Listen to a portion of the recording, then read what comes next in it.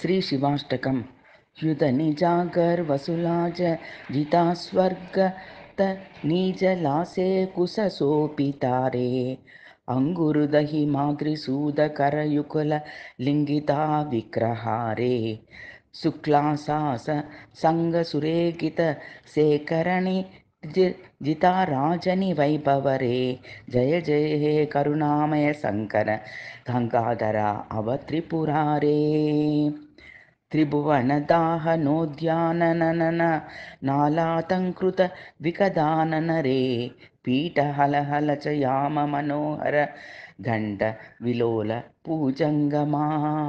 रे वक्षःस्थलगत नरमस्तक युधामालाफिशान दर्शन जय जय हे करुणामय शंकर गंगाधर आवा त्रिपुरारे गजत्वक्र सिदावरण सुशोभित गजत्वक्रसिदावरण सुशोभिता वास्मवि लोपित विग्रहरे क्रूतदमारुत बाणिदस्त समस्त विदांत त्रिदैत्यव समुचायरे नाथ निज सुदयुकलसे विटापत सचरिता भक्त मनोहरारे जय जय हे करुणामय शंकर गंगाधर आवा त्रिपुरारे दास सदनम प्रतिकीर्तित भवन गुगान कैरव मंडितरे मदन मदोद्भव मोह विमर्दन टंटन वर्धन पंडितरे सबल पालि वदर्ति पातिकृत वाहन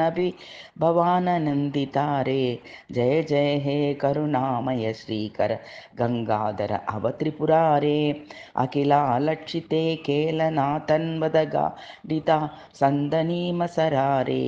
शाविदृशुना विश्वयतक ऋषि प्रिपादसि ऋतपुरादनारे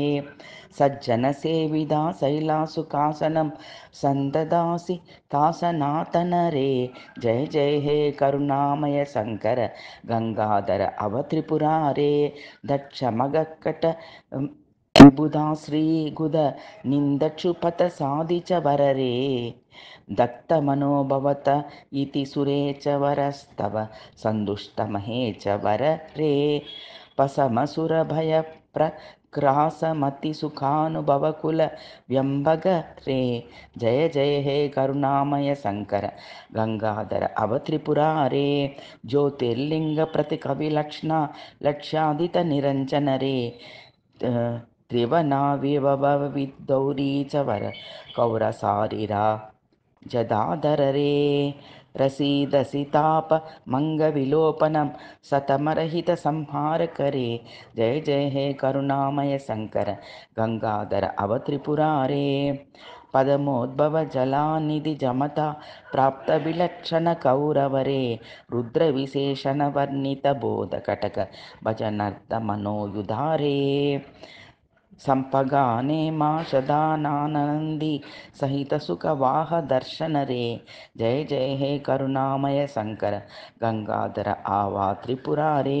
इति श्री दिवाकर विरचितां शिवाष्टकं संपूर्णम्।